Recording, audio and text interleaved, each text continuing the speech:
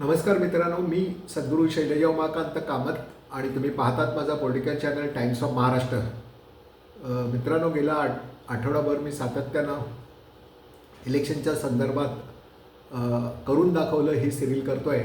त्या एपिसोडमधला आजचा माझा तिसरा भाग आहे.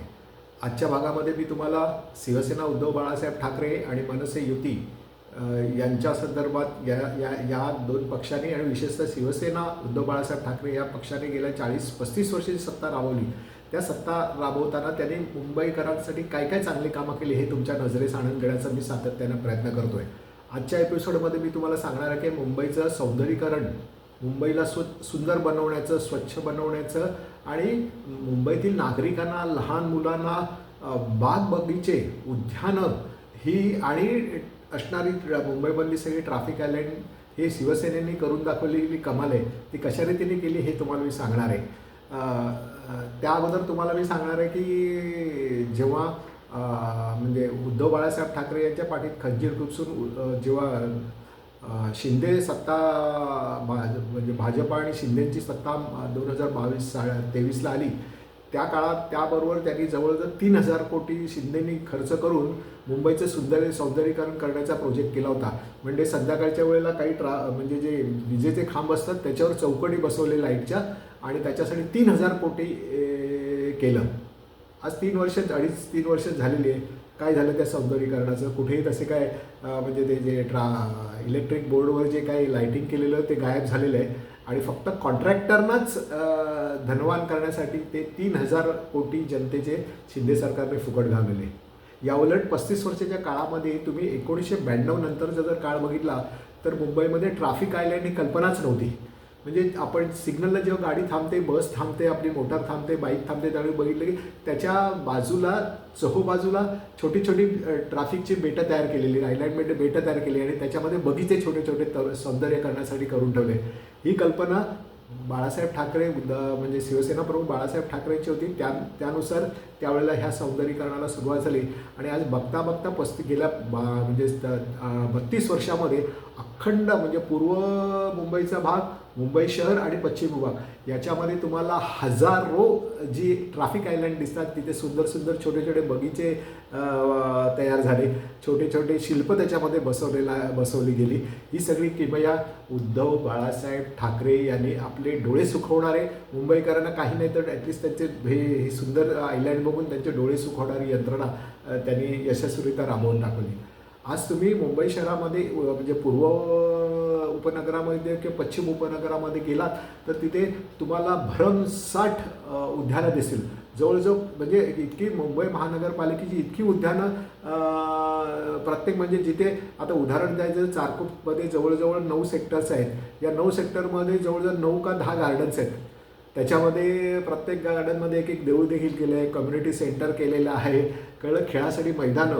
असं पश्चिम उपनगरं आणि पूर्व उपनगरामध्ये शेकडो म्हणजे उद्यानं शिवसेना उद्धव बाळासाहेब ठाकरे यांच्या नेतृत्वाखाली मुंबईकरांचं जीवन थोडंसं सुसह्य करण्यासाठी गेल्या 35 वर्षामध्ये बांधली गेली आणि ती जनतेला उपलब्ध करून दिली.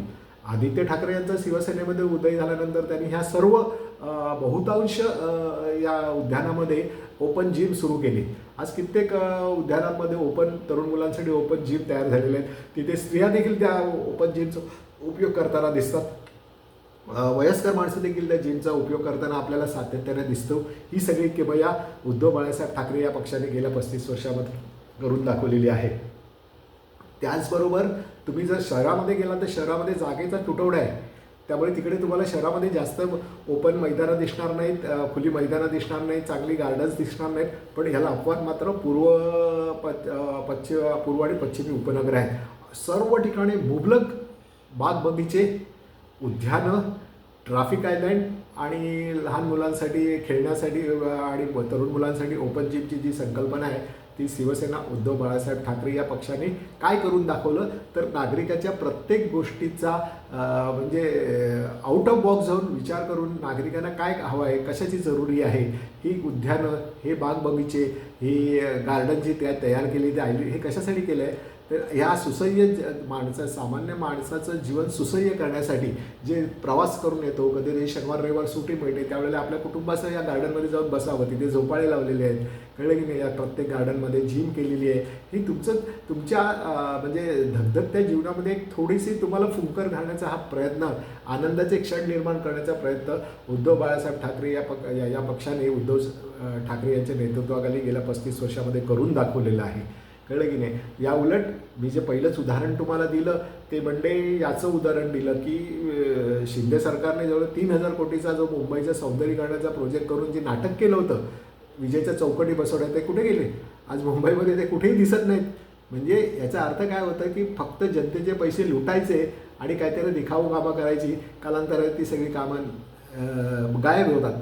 तसं नाही, हे तुम्हाला वास्तवात दिसते. 1992 सुरू झालेल्या मुंबईच्या सौंदर्यीकरणाचा प्रोसेस अजूनही शिवसेनेने कधी सोडलेला नाही आणि मला पुढच्या भविष्यकाळात सोडलं असं मला वाटायला नाही, असं वाटत नाही मला. त्यामुळे ह्या सर्व गोष्टींचा, जसं मी तुम्हाला सांगितलं, पाणी टंचाई मुंबईतली शिवसेनेने संपवली. त्यानंतर मुंबईला स्वच्छ करण्याचं जे काम केलं, सफाईची काम केलं, ते शिवसेनेने करून दाखवलं. आज तिसऱ्या भागामध्ये मी तुम्हाला सांगते, मुंबईचं सौंदर्यीकरण मुबलक लहान मुलांसाठी, स्त्रियांसाठी, जनतेसाठी, तरुणांसाठी मुबलक उद्यानं, ट्रॅफिक आयलँड आपले शहर सौंदर्यीकरणासाठी आणि तरुण मुलांसाठी ओपन जिम ही संकल्पना शिवसेना उद्धव बाळासाहेब ठाकरे यांनी करून दाखवलेलं आहे. त्यामुळे येणाऱ्या 15 तारीखच्या इलेक्शनमध्ये, मुंबई महापालिकेच्या इलेक्शनमध्ये जनतेने ह्या गोष्टीचा जरूर, म्हणजे स्थानिक मराठी लोकांनी त्याचा विचार करून ते मतदान करणारच आहेत शिवसेना आणि मनसे युतीला. म्हणजे परप्रांतीय इथे कामाधंद्यानिमित्त आलेले आहेत, त्यांनी फक्त शिवसेना आणि मनसे टीका न करता शिवसेना आणि मनसेने जी काही चांगली कामं केली आहेत ही याचा देखील मतदान करायच्या वेळेला सातत्याने जाणीवपूर्वक विचार करावा असं मला वाटतं. मित्रांनो, तुम्हाला हे जर माझं बोलणं आवडलं असेल तर माझा हा व्हिडिओ न चुकता तुम्ही सगळ्या मित्रमंडळींना, तुमच्या शाखेमध्ये, तुमच्या मित्रमंडळीमध्ये राजकारणी लोकांशी शेअर करा. माझा चॅनल जो आहे टाइम्स ऑफ महाराष्ट्राला न चुकता सबस्क्राईब करा.